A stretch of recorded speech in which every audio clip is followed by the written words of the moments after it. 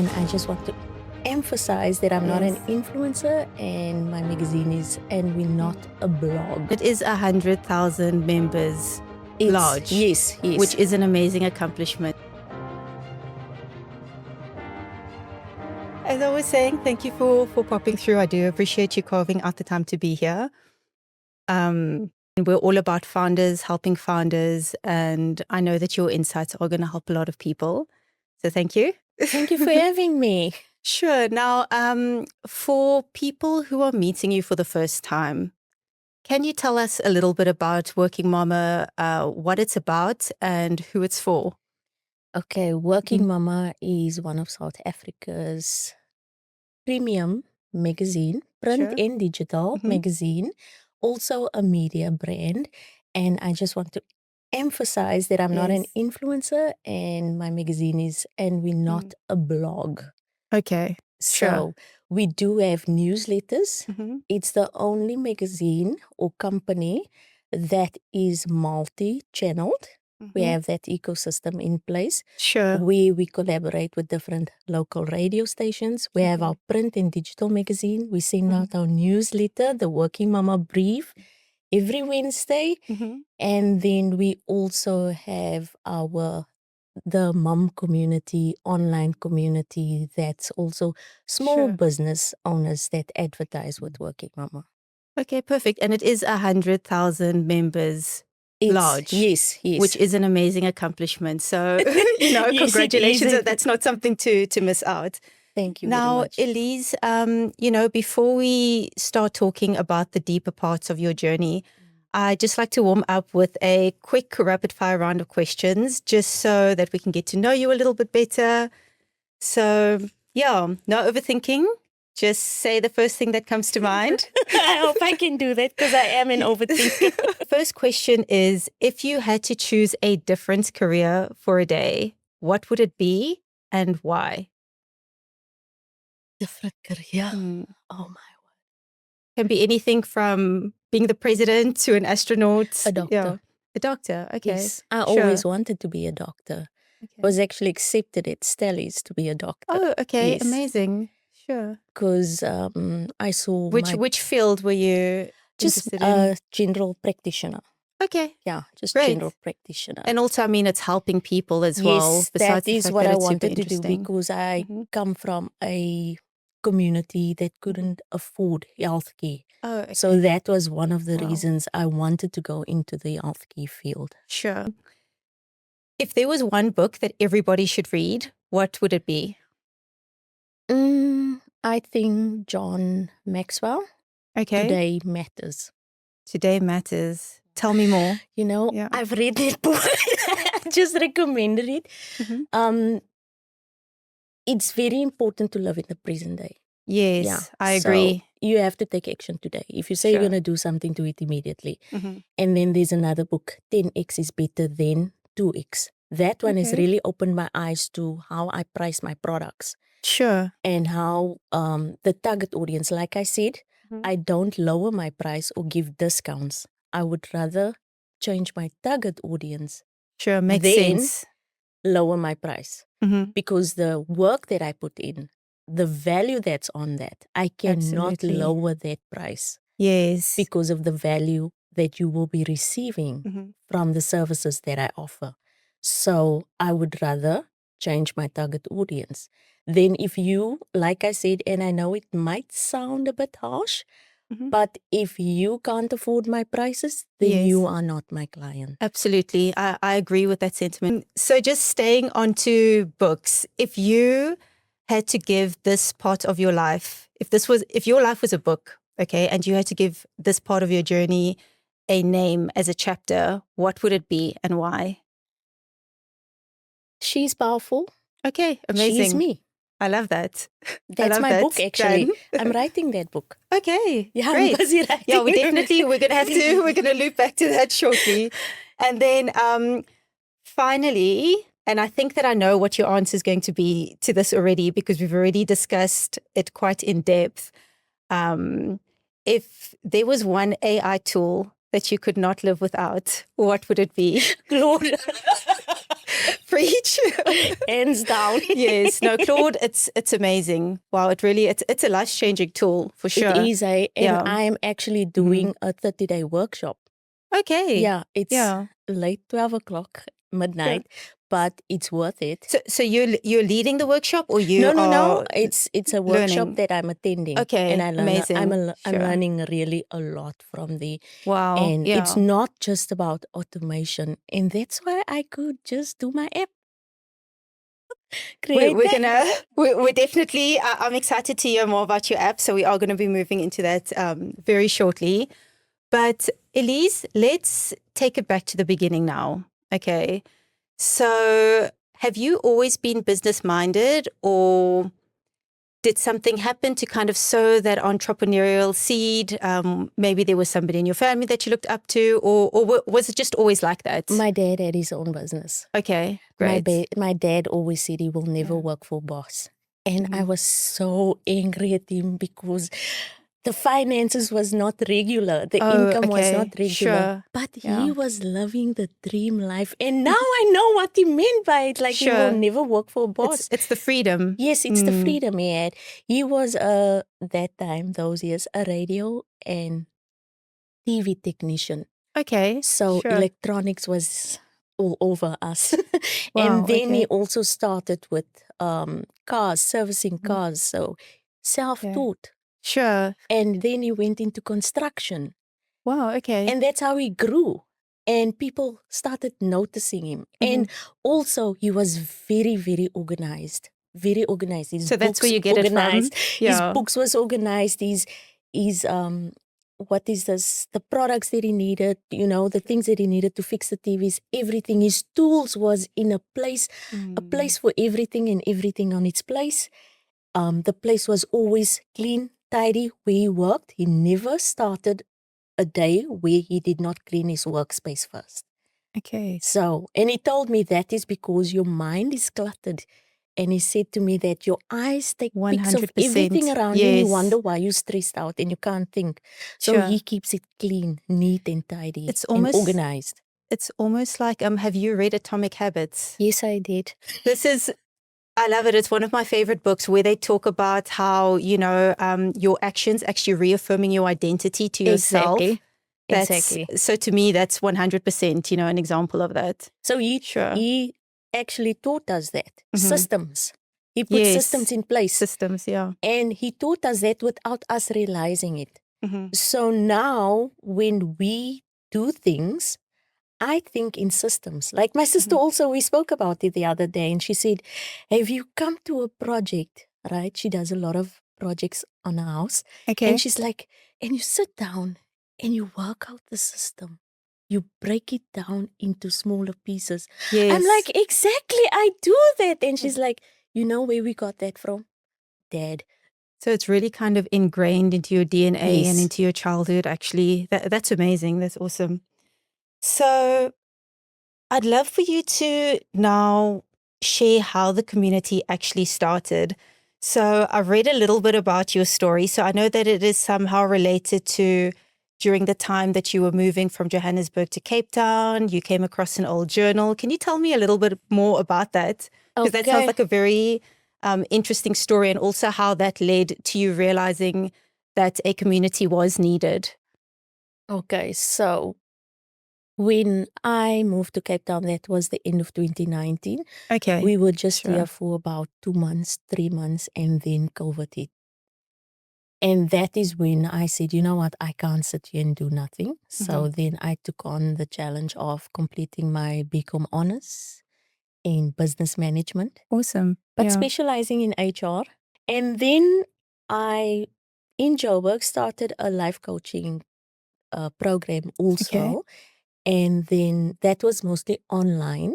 So I said to myself, you know what, I'm wasting my money because I've already paid for this. Let me just finish it. It's COVID. There's no distractions. Let me just finish it. That's where I learned of the importance of having a community and how a community can support you in getting things done. My course I actually did was via India. So it was international. And that is how I came across a group of people that was writing books. And it was only actually for the people from India, the community. But I accidentally ended up on it. Okay. And then I took and I was intrigued, Yeah. because I always wanted to write a book. So I told the guy, I said to him, I want to write a book, I'm interested. So we had a virtual meeting. Okay. And then he said the challenge is to write a book within 21 days. I think he started out with 10 people in his group. He's grown now to thousands, hundreds of thousands. Amazing. And I used his app. Mm-hmm. Just following his app, I wrote the book within 14 days. That includes publishing on Amazon and everything. Mm-hmm. And then I had the tools to start the magazine, but I didn't know that as yet. And I'm a mom. I'm a working woman. I was a full-time I had a full-time job. Mm-hmm. I was a single mom at the time, raising 3 daughters, different ages, creche, primary school, high school. And it was just very chaotic, and I had little to no support. So that's when I sat down, went to my prayer closet, and I just said, Lord, and he told me I need to get a lead magnet now. And he said, I can't just say women because it's so vast. So I have to niche it down, because you can't serve everyone, because then you're actually serving no one. Definitely. And that is when I sat down in my prayer closet, and one of the journals just fell open, and I looked at it and I saw the categories of my magazine that I was just playing around with the idea. That's amazing. In 2018. Wow. Okay. And I wrote it down, and I wrote the categories down, and they said you must be very specific, And I'm sitting there and I'm like, magazine, yes, let me do the magazine. And then I spoke to him, he said that's a good idea. And then I need to get a name. So then in this prayer closet, I got out, literally sitting in my closet. That's when I heard these ladies. So my room window was facing the parking lot. And then I heard these babies crying and, car doors slamming. And I got up and I went to go and check. And I was like, I feel so sorry for these mommies. Because I know what it's like. Exactly. They're dealing with a lot at the same time. The one is a nurse, the other one a personal trainer. And they're carrying these bags, like laptops, and it's the car seat, and it's the baby crying. And I went back to it and I said, I was there not so long ago.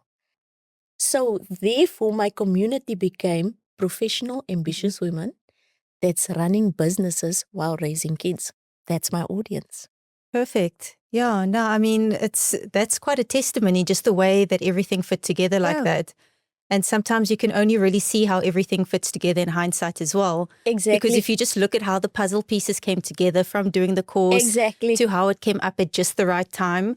Because, I mean, 2019, that was actually perfect timing, because I would say that community, building communities around brands, that's something that became more of a trend kind of in 2022, 2023. Yes. And nowadays it's kind of like the trend's leaning more towards founder-led marketing and personal branding. So you were really you hit it even before it became popular. And you wouldn't believe me. I found out last night, I did some research, and I found that working mama is already way ahead. Because now magazines are no longer doing mass productions. They are niching down. And working mama is already a niche. It makes sense, because when that happens, then it's like you can really serve your audience even better. Yes. Because then you really know your avatar. You can kind of get into the deeper pain layers points of and it. everything. Exactly. Yes. So, and that is how, and if you're not in the business, you can't learn what the pain points are. Yes, that definitely makes sense. So, okay, so you went the other way around, kind of, because most people... that is actually very good, because now you've already know your audience and what they want. Yeah. And they came to me, actually, my audience, and said, listen, we would love to have something in our hands when our stories are being told. Sure. We would like to have like a memory of it, like a tangible memory of that, because, digital is so fast. It comes and it goes. But your hard copy... Yeah. on your coffee table. It's almost kind of like the difference between AI and just being real these days. And that's why, because I mean, a lot of people, even when you're seeing some ads, You know, you see these video ads and you can kind of, there's just something, whether it's just the skin being a little bit too shiny or something that I kind look of in tells the you. eyes. I can see the eyes. Yes. The eyes are never, it's empty.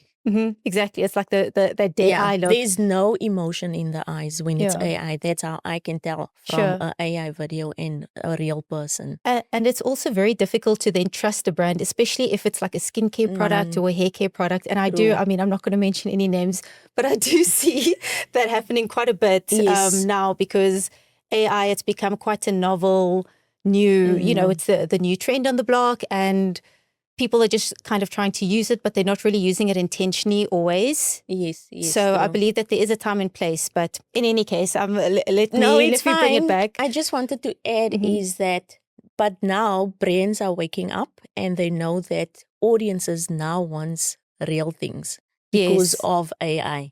Exactly, So that authenticity. Now this is where Working Mama is already ahead, because we have in-person events. So what better way to come and demonstrate your product to an audience that's already selected for you? You don't have to go and find them. They're already there. I'm just wondering, I'm curious, because a lot of people are maybe wanting to start a community, or perhaps they are also, you know, like they're looking at everything that you've achieved and they're kind of saying, okay, look, I need to start moving on my business. If you had to start from the beginning again, knowing everything that you know now, because now that was in 2019, of course, now we're in 2026. I'm sure you've learned a lot of lessons along the way as well. Is there anything that you would do differently? I would show my face more. Yes. Yeah. Because you don't sell the product, you sell the person. 100%. I believe the same. So I'm trying to do that. I am very camera shy. You wouldn't say, right? Yeah, I wouldn't actually. But I'm very camera shy, so I didn't even want my images on the. I was actually looking for the face until one day one of my clients said, "You are the face of your brand." Yes. And people buy trust, and they only trust the person who's the face of the brand. 100%. So you buy into trust and not just the product. The product comes, that's an added bonus. Now it's not about clicks and reviews, and now it's about people really engaging with your brand. But I mean, even, you know, as you're talking about the algorithm, this is why I am so obsessed with TikTok as well, because it's something, I mean, the algorithm finds you. You know, we have numerous different channels across TikTok for all of the different target audiences. And if you just look at how different the For You page looks from channel to channel, it really shows you, you know, like the beauty of TikTok. Yeah. I feel like it's such an underutilized social media platform, because there really is this misconception. People think it's just for dancing. They think it's just for get ready with me while I, you know, take you here or there. But for me, it's the most amazing social media platform. And also just the way that you can kind of, you could have 10 followers when you're starting your page, and you can get 10,000 views. Like it's happened to us more than once creating the channel, because just, well, I mean, firstly, it's obviously the way that you do your hook. There is a certain science towards it, your text overlays, how you edit your short form content, that type of thing. But yeah, I understand what you're saying in terms of the branding. So it really is about finding your audience out there. Yes. And I am, like I said, camera shy. But I am busy So you now. say, yeah. But I am busy now actually overcoming that. Okay. Because I saw on TikTok, one of the ladies actually showed me that if you go in there, don't go to trends, go and search what the gaps are. And I saw that there is gaps in small businesses. Yes. You know, in talking about small businesses, startups, how you start up and everything like that. So that is a series that I am actually looking at in helping the small business owners, especially females, because it's really difficult for a mom with small kids still to still be there for your family and then still be there for your brand. So it's a juggling phase. That's actually my column in my magazine. the juggling phase Mhm. where you have kids under the age of 10. So I can talk about that. Yeah. And while some of these moms, you wouldn't believe me, they're so amazing. They're busy studying, they're running businesses, Wow, and they have amazing. full-time Yeah. jobs. And then they still the family. And that causes a lot of stress and burnout. Mhm. And also with the economy again, that puts that pressure on them to earn extra income. Sure. Yeah. And then how do you earn extra income? That is the question. There is a lot of products out there. There's a lot of things that you can actually create, digital products that you can sell online. Yes, But those I've are so seen big right in the now. South African market, people are very reluctant to do that. So they miss out on it. So you Yeah. can make money while you're sleeping. Sure. I mean, there's even there was this controversy now. I mean, we're really going off on a tangent, but there was this controversy about this Chris Ocean. Did you see that with the BPO? Yes. Yeah. What do you think about that? Because I have some thoughts about it as well. So I'm interested First go ahead. Well, for me, I mean, in terms of even digital marketing, it's a business model that's used by so many people, like in the UAE as well. Yes. Because I have some digital agencies that I work with there as well. And they are outsourcing, they're just not flashing their cars around, but just because they have a legitimate business, it doesn't mean that they're not necessarily getting their suppliers from other parts of the world where it's a lot cheaper and then kind of linking them up. But that's just one example. It doesn't need to be BPO. But as you're saying, with the digital products, yes, it's the same thing. It's the same thing, yeah. But then again, those people don't tell the real story. They don't tell the people how many hours they used to sit before that happened. How many hours they had to put into that business before it happened. So now you give the new generation the indication that it's an overnight success thing. That's a big problem these days. And that is why I find that many of my clients, their businesses, they run 1, 2, 3, 4, 5 businesses because they can't choose one. Choose one good business. That's what I'm doing. Yeah. And stop this chasing these shiny objects. It's ADHD is a thing. Yes. So this is the impression that the youngsters get, that, oh, flashy cars and all this and money and throwing money around and stuff like that. Yeah. Now they think overnight success. No, it's not. They don't show the behind the scenes. Exactly. Of how they started in maybe a garage, a back room, on a couch with a laptop, how they started that business. And putting in the hours, not socializing with anyone, giving up friends, giving up time with family. They don't show the that. sacrifices. The sacrifices. They don't show that. And that is what Working Mama is all about, to tell the stories from behind the scenes. Yes. That you don't see, that you don't know. You just see, like my pastor said, they just see the glory. They don't know the story. Yeah. So you just see all these fleshy things and all the success, but how do they get to that? And it looks overnight, but no one sees because they didn't document everything as well. Exactly. Yeah. No, I 100% agree with you. I mean, even as you're saying now, the one thing that you would change is that you would have showed your face more, because people don't just buy into your business, but they are also buying into your story and into your why. I mean, that's where the relatability comes in as well. True. So that is just like another reason that people have to love your product. You know what I mean? And also even now, as you say, your story and seeing those women with their bags and their kids and, you know, their full-time jobs, then people can really understand your perspective of wanting to help people. Exactly. And I mean, who can't relate to that? Because there's the wanting to help people, and then there's also the other side of the coin where it's the struggling mother. So 100%. And also not only, I also have the experience of being a woman in the boardroom. So I was in HR management. Yes. So sitting with HR heads and department heads. Yeah. So sitting in that boardrooms and seeing how women are being treated by men in the boardroom, not being given the same respect as they would our male counterparts. Not that I'm against males or anything, don't get me wrong. Like I said, I am here to empower women. I'm not a feminist. I'm here to empower women. And there's a difference. People don't know the difference. Empowering women is lifting up the next woman, not breaking down our male counterparts. That's feminine. Yeah. So that is why I said I'm a mother. I've been a single mom raising kids while I was studying, coming from a corporate environment, working for local government, sitting in boardrooms with these men that think you don't know anything.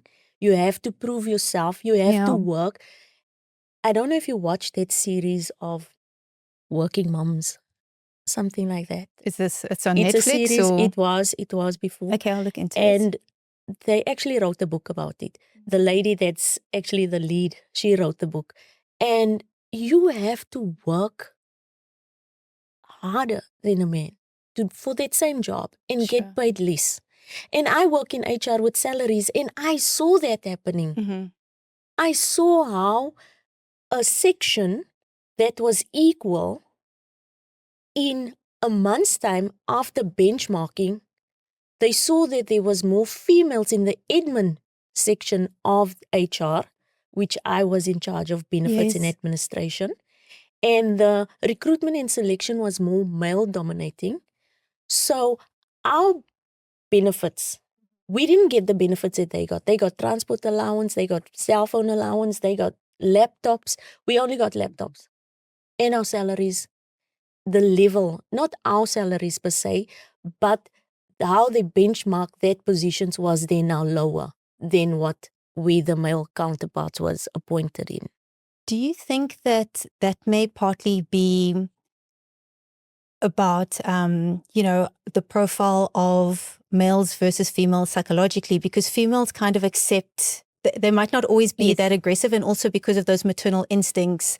I saw, I don't know if it was a TikTok or a podcast not too long ago, where somebody was talking about how if there is a job description and women don't fit into they don't check every single box in that job description, they won't even apply.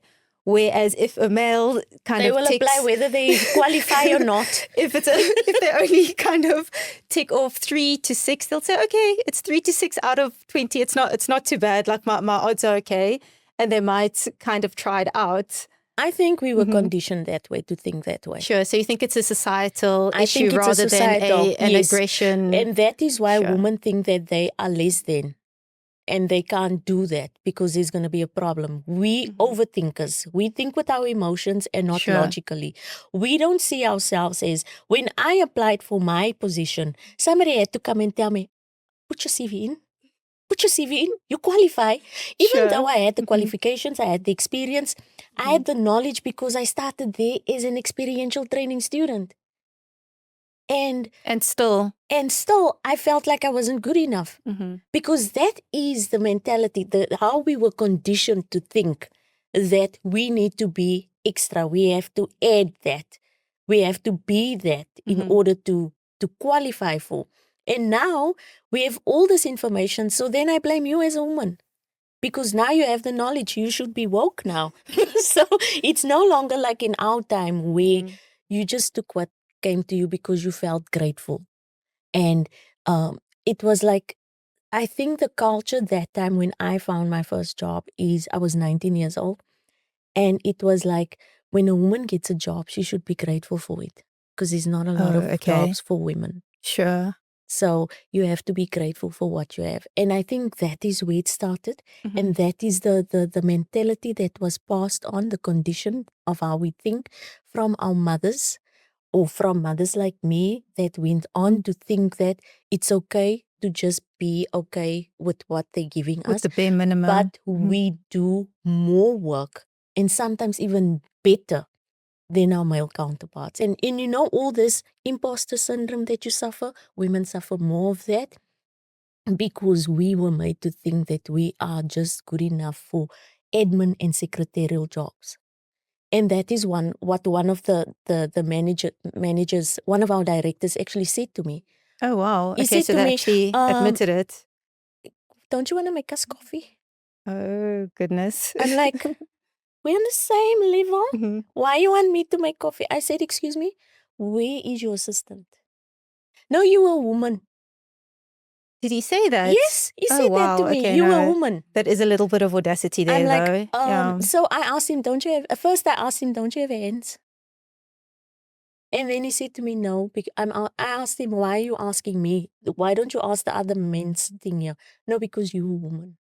That is how we were conditioned. But now, if you still find yourself thinking like that, I blame you. Yeah, I was going to say that 100% as well. I blame you because it changed. Times have changed. Yeah. And there's so much information out there. And I can see that policies are changing. But I feel like that companies should still come in and support the moms within the corporate section. Sure. Just go in, set aside a portion, or where they can have their kids there at work. Then they can still be productive, because mom guilt is real. It's real, because now your child is sick at home and you have a project at work and you torn between the two, and you're thinking, if I go to work, my child, if I leave my child, my mind is at work, so I'm never present at any space. So mom guilt is real, and that is things that we really need to address, and those things can only be addressed in policies that HR can set up. You can go on Carey Media, you'll find there's one guy who said he took a chance and only hired mums, and his business had a huge turnover, double, triple than what he expected. Wow, okay. And because he gave them the facilities to have their children there. So he built a daycare on the premises. He gave them time off when they needed time off to go and see to their kids. I want to touch on a couple of things that you said there. First of all, there is no way that I would ever think that you are 50 or in your 50s or anything. So that's point number one. Over 50. And secondly, I mean, you mentioned corporates, and it's so funny that you mentioned that, because I find that the best entrepreneurs, and obviously there are exceptions, but the best entrepreneurs have had some kind of a corporate experience or some kind of corporate background. And I feel like it's just that feeling of, and I'm not saying that all corporate environments are toxic, but it's just that feeling of having gone through the burnout, having gone through, the systems of other companies and having that introduction. It kind of gives you a really good foundation to be able to be successful in entrepreneurship. Yes. And it's just something that I find over and over again. I can always tell by somebody's SOPs, like whatever the systems are that they have in place. Yeah. I know that they've worked in corporate at some point in time. So even though, in the moment you might feel that it's super overwhelming and that you are just putting yourself through a whole bunch of things for no reason, I think it should almost be required for people for at least a year minimum, Yes. just to be able to then really develop those solid whys and also that motivation to want to actually get out of there. The 9 to 5s. But, you were busy talking about the challenges that women face, and that's actually part of my next question. Sorry about which that. is it's interesting. It's good to know, because it's only from there. It's only once we become conscious of what the issues are that we can kind of start advocating for change, right? Yes. So, thanks for that, and thanks for kind of. It's great that you have that HR background, because you can see how those policies would even fit into place. I mean, there's even like I feel like there's a consulting gap there somewhere, I'm looking for you. at starting the HR consultancy. I mean, I should. Cape because Town needs that, eh? Cape Town really South needs Africa, I mean, it could really change the face of everything. I mean, it would even have the ability to change the face of the economy, just exactly. based on everything that you've said. But you have this community, 100,000 online members, which is incredible. And we were talking about the challenges. Are there any other challenges that you see for working mums that, are kind of being addressed by Working Mama? Because I know that you have your articles, you were talking about the juggling. There is some talk or some whispers of an app that's coming up. So I just wanted to kind of introduce that or segue that into the conversation. Yes. Can you tell us a little bit more about that? So what I did, I created the app. So in this app, you just put your information in there. Okay. Your business name, contact details, obviously, what the campaign is about, and your price range. That's all you have to do. Okay. And then my app goes, actually creates you a campaign, tells you when it will be posting for you, right? tells you when, designs the ad for you, but also give you the opportunity to tweak it. So if you're Nice. I not was going to ask happy, about that. yes, Sure. so if you're not So- happy with something, you can tweak it. So it kind of presents a few variations of the Yes. creative, and then you can tweak each Yeah, creative as well. You can Okay. tweak it or say Sure. this is what I want, or Okay. so you'll have that opportunity. And then once it's there, it links to your Google Calendar. So you will then, or Notion. I'm just looking at that also as a third party, Yes. linking that to that. So then having that, so whenever there's a post running, it will go straight into your inbox or your WhatsApp, and it Okay. will tell you, listen, yeah, we've just posted your So your it does ad. the scheduling automatically, and then Yes, and Sure. then it will tell you when the Yeah. campaign will be running. So you will set the times, the end dates, the start and end dates for your campaign. Okay. And then it will run during that time. So whenever an ad is posted, it will then end up in your inbox, your email on Google to say that, listen, your Gmail to say that the ad has been posted. It allows me to help a whole lot of more people. So whenever I run your campaign, you just tell me if it's Facebook or Instagram or LinkedIn. I will then put that in there, put in all the information, all your details, and then obviously send you artifacts to ask you, is this okay? Is this what you're Sure. looking at? Yes. So I do all the work for you. And then you don't have to worry about that. So you just make sure that the subscription is paid every month. And it's a monthly thing. You can decide, listen, Elize, I don't want to do it this month. I'm not running a campaign this month. So who's saving money? Yeah, that's because great. now you don't have to pay a person for the a whole full year, or- and you're only yes. using it sometimes when you launch a product or a service. So will there be limited spots available, or how are you? Obviously, planning on there will be launching? limited Yeah. spots Okay. per month, obviously, for myself Yes. and my sanity. Yeah, that's how I was asking, because I'm thinking will about run. you. Yes. Obviously, I'm not going to run this alone. I do have an appointed somebody that will be assisting me with this. Sure. That Okay. I will. The system, you don't even need to train yourself. Your assistant on there. It's so straightforward. It's just like completing a form, and it is an authentic working mama platform. So it's not linked to. It's not a platform for Facebook. It's not a platform for Instagram or LinkedIn or TikTok. It's not that. Yes. It's just you using my platform, and we post, we schedule it to that. That's brilliant, actually, because there was an interview that I watched the other day from Lucy Gao, who's actually the youngest self-made tech Never self-made. female Never. billionaire. Never self-made. You I need thought we were- people. We need people. Sure.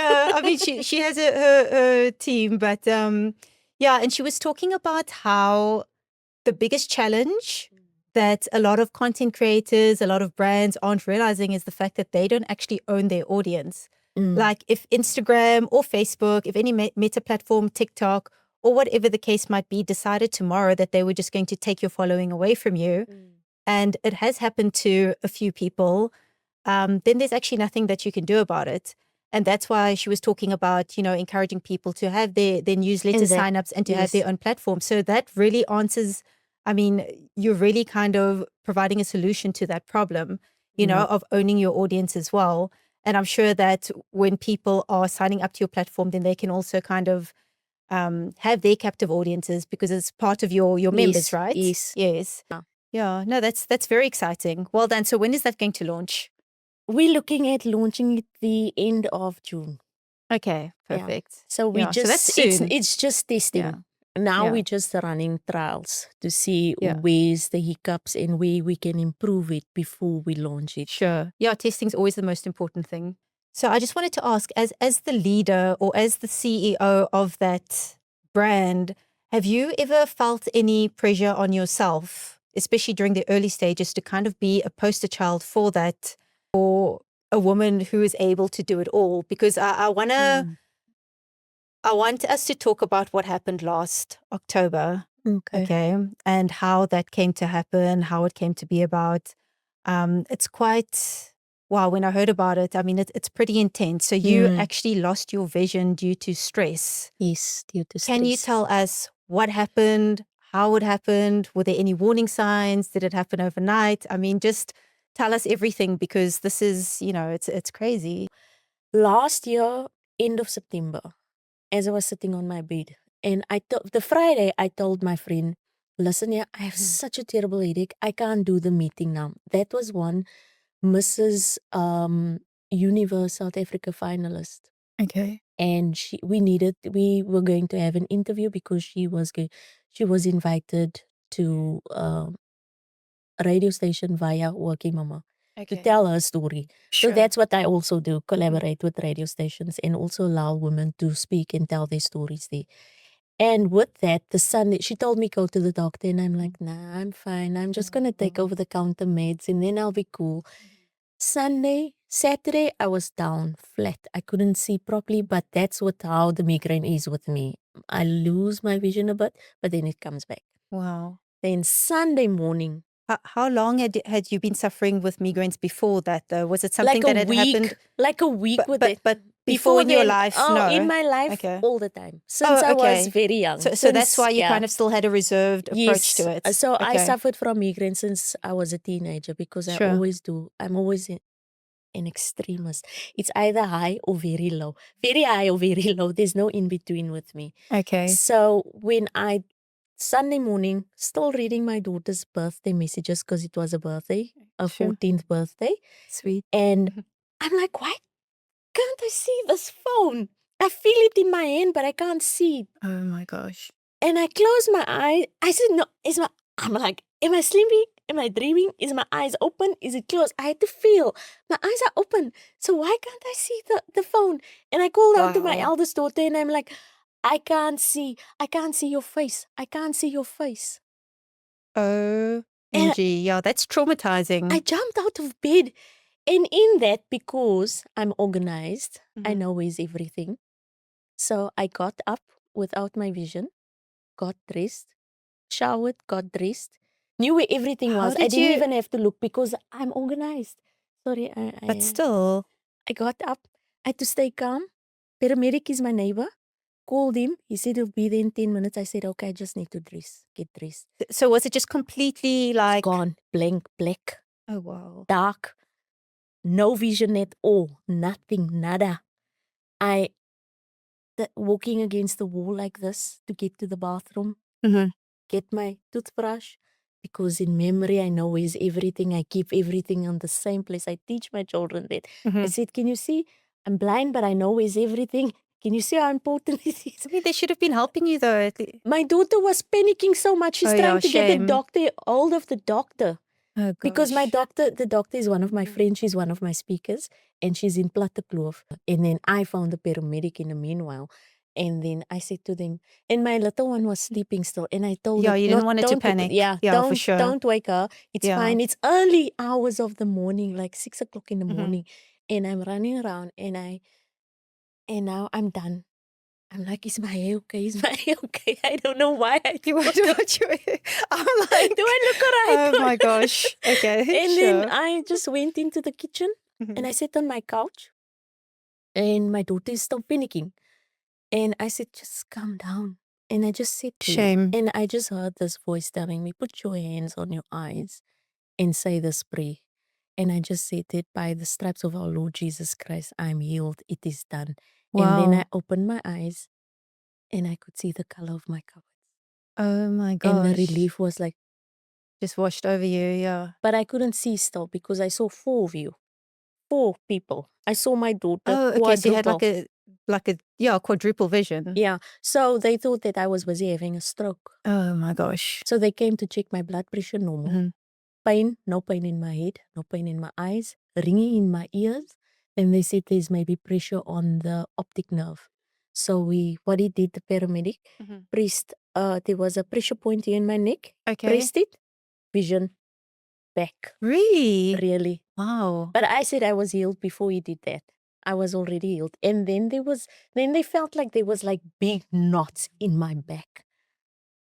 I didn't even know. I was so stressed out. And then I went to go and see a specialist, eye specialist. I went to go and see my doctor. And then she was like, Elize, I can't see the back of your eyes. Like you can usually see the blood vessels when they look into your eye. She said she couldn't see anything. It was like something is blocking it. Because my vision was still not fixed. It was just blur. Like now it's no more quadruple, but it's blur. Okay. So that's also still like, It's not I can great see though. color, Yes. but I can't see your face clearly or anything clearly. And then she said I needed to go and see a specialist. Yeah. And then I got to a specialist and she's like, before I made an appointment and then I had measles. One thing after the other. Wow. My vision is still not fine. I do wear my specs, but I can see your face at least now. Yeah. But I don't take it lightly anymore. And therefore, I started the beginning of this year. I was so grateful when my vision returned and when she told me all that. And then she showed me, she said, your blood vessels, I can see it's normal. It's healthy. Okay. And That's everything great. was healthy. And then she said, we just need to get you to build up your immune system now. You have to go rest, you have to do this. And then I had to go for physio for my back. And it was a whole lot of things. And for 3 months, I did absolutely nothing. And the guilt that washed over me. Yeah, of course. Because now the magazine is going to be late. Now, health is more my important though. wellness event can't happen because my wellness event was supposed to be in October. Yes, yeah, I remember. You said So I canceled that. And I had to, the magazine still came out thanks to my designer. And my daughter helped me with the proofreading. And the magazine was still published. And I think that is coming to the event. I don't know if you want me to go into the event. Yes, yeah, no, definitely. So the first question that I had, but you have kind of answered that already, is just how things have changed, since that happened. But I mean, putting systems in place, that is very important. And it sounds like you've also kind of gotten more into the space of delegating a little bit more, Yes, with your designer. And it's also, everything does happen for a reason, even though it might not seem like it at that point in time. But perhaps had that not happened, then you wouldn't kind of have these additional systems and routines and blocks in place. So that's amazing. But yes, definitely, please go into the events and what it's taught you and how you are kind of expanding that vision and using it to benefit your community as well. My community is mostly online. So when I sat down with Canal Walk, they actually gave me the idea, Canal Walk Management. Why don't I create my magazine on a quarterly basis where people would come in person? So the person whose story is in the magazine will be there.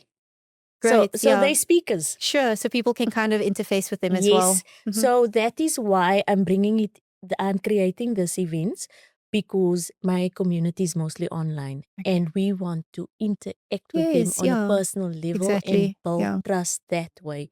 So that is why it's so important. The wellness especially, the reason why I do wellness, did you know that on the 13th of June, it's actually every second week in June on a yearly basis that is Global Wellness Day.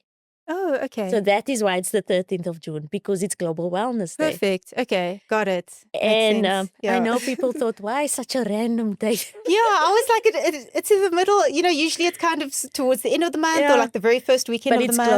It's Global Wellness So Day. there is an intention behind it as well. It's an intention. And what I wanted to say is that wellness is not just about physical fitness, what everybody thinks, aerobics, Pilates, Gym, paddle. Gym, vigorous exercises. No, this wellness event is not structured in that way.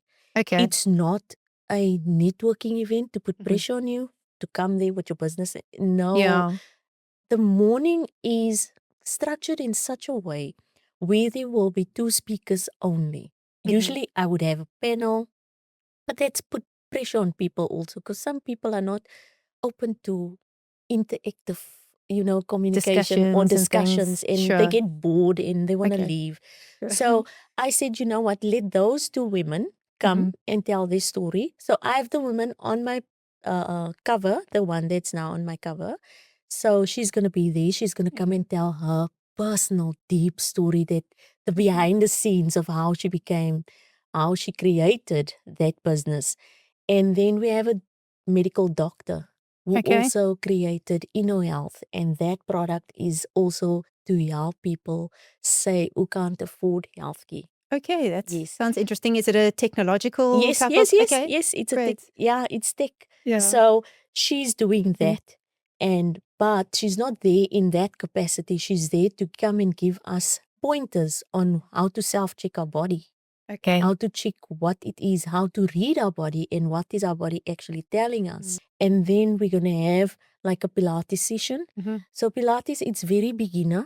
It's Okay. not like intense because there's some people with injuries. Yes. But did you know that Joseph Pilates actually started Pilates because of injured people, because of injured soldiers, and then Yes. ballerinas? So I didn't know about the ballerinas. yeah. Okay. So that is why he started Pilates. So it's very movements with your body and moving. Gentle. Yeah, gentle. Yeah. And then you can choose between Pilates and you can do the VR gym, the virtual gym. That is a bit vigorous because one of the personal trainers tried it and he's like, 15-minute workout. Oh my word, he was sweating. Okay. Sure. But that is fun. And then we have the AI, Yes. the Abby, they call it the Abby. Okay. So Abby checks your vitals and then Sure. Abby sends you a report on your WhatsApp number Wow, to tell that's you amazing. what is wrong and how's your heart rate and blah, blah, blah, blah, blah. And if there's anything that you need to check, to change.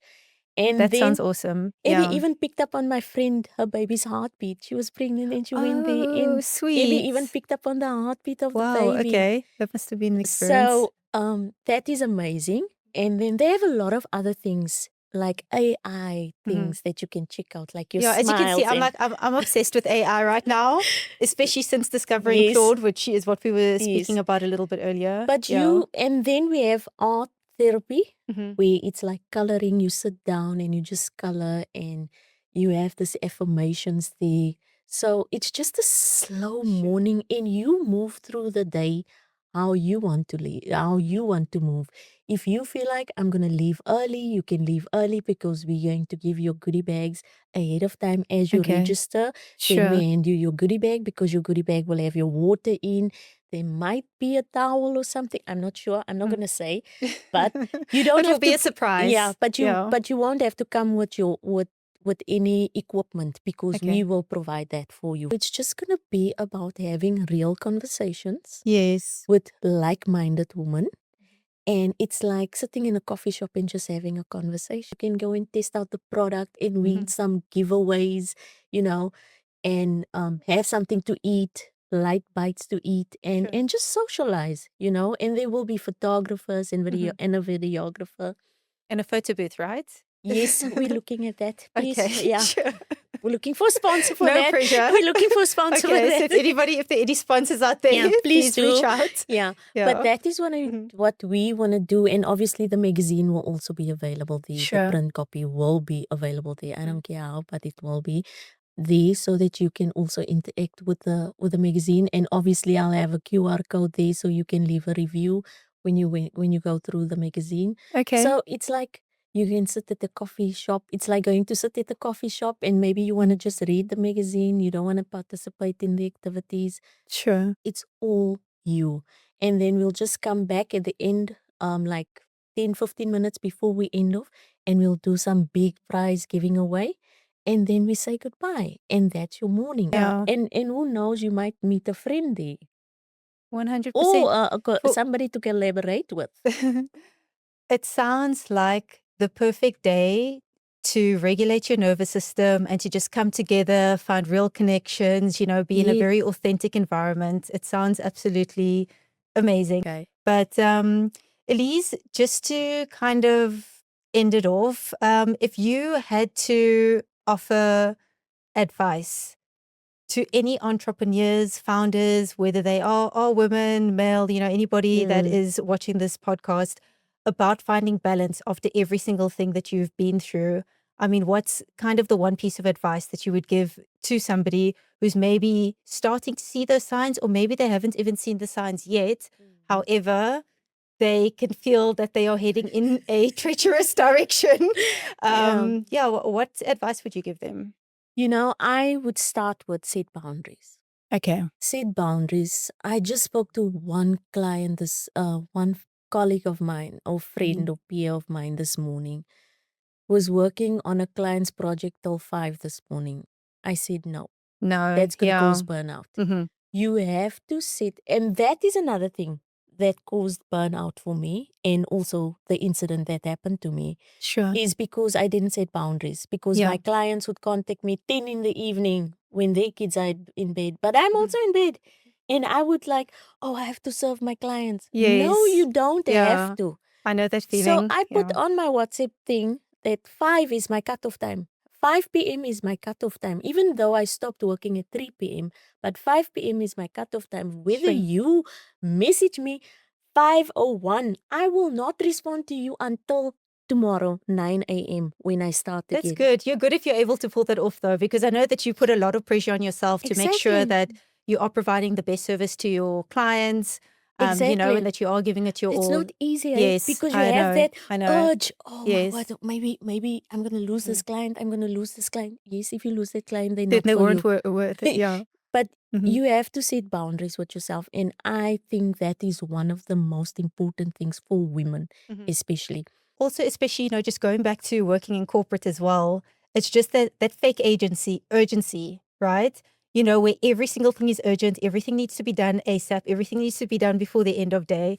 I mean, I remember trying to go on holiday in Zanzibar, right? This was basically just this country was going into its 5th lockdown, I think, okay? I'd come through to visit. Just as I landed, they announced the next lockdown. Literally, as I'm landing in the airport, and I literally just had a moment to hug my parents, and then I had to fly because otherwise I wouldn't have been able to go back. And in order to go back, I had to quarantine in Zanzibar for 2 weeks. Oh my Now, word. now that sounds like heaven to like a lot of people. They're like, "Oh, wow, you're going to be chilling in paradise. Oh You're no. gonna You after indoors. after probably we didn't have to stay indoors because South Africa at that point in time was a red zone. Oh, okay. So we just had to be anywhere else for 2 Oh, weeks before being able to fly okay. back. And I promise you, after probably like the 6th day, I felt like I was going to start climbing the walls because I was just like, okay, cool. What's my next target? What are my sales? Get me on a call. Let me do, because it's just that this is how it is, right? You can't switch it off. It's like your nervous system becomes so used to it Yes. that you can't turn it off. You feel uncomfortable turning it off. So That's the thing. And I can attest to that. Yeah. So that's one of the reasons why I moved to Cape Town, because Yeah. Joburg is like running, busy. You I do know, love Joburg though, I must say. Like the vibe I is miss my hometown. I it's miss the my vibe, the family. people. Yeah. I mean, Yeah. Cape Town, obviously, it's amazing. It has a lot of good qualities. But There yeah, was some culture shocks here, but anyway, I'm over that now. we'll save that for another podcast. But I think I know exactly. So where can people find you? I'm going to be putting some links in the show notes. But if people want to find you, what's the best way that they can get in touch with you? They can go on Instagram. Okay. Because in my links, working mama _ za, Sure. they can actually go there in my links and in my bio, and they can click there and they'll find, they can read the latest article. Amazing. They can contribute. If they want to write an article, they can submit awesome. it via there. Yeah. Also, if they want to get featured in the magazine, they can complete the form via there. If they want to buy the magazine, they can also buy the magazine there. My magazine is also on Magster, digital online store, international. Okay. So, and also place an order, because my magazine is not in retailers yet. Okay. So they can also place we an need to order work on via that. So they can go on my shop, on my website, which is www.workingmamaza.com. And it's Working Mama Za. I'll tell you why it's Working Mama Za, not Working Mama South Africa, actually. But there's another, what's the name? Reason for the name of Working Mama Za. And also, I'm on Facebook, Working Mama _ Za. Sure. So in LinkedIn, it's just Elize Fisher, if you want to connect with me on there. Perfect. Elize, it's been an absolute pleasure. Thank you so much for joining me today. I'm sure that I'm going to be seeing you again very soon. And I look forward to your events and everything that you're going to be launching in the near future, your app and everything. It sounds very exciting. So thank you. It is. Thank you for sure. having me. You're welcome. Can I just add that the Working Mama Za, Yes. it's derived from it's a Zulu endearment for Oh, Mama Zala. So I took Mama Za. okay. Okay. Yeah. Sure. So Mamazala, it's like a term of endearment for the mothers. Yes. Okay. Yeah. Nice. So That's that is awesome. why it's Yeah, having working the Mamaza. Zulu Yeah. thrown in And there. then it also fits in because it's South African. Amazing. Yeah. Yeah. Okay. Well, thanks for everything. Thank you for having And me. yeah, It was I'll nice. see you again soon.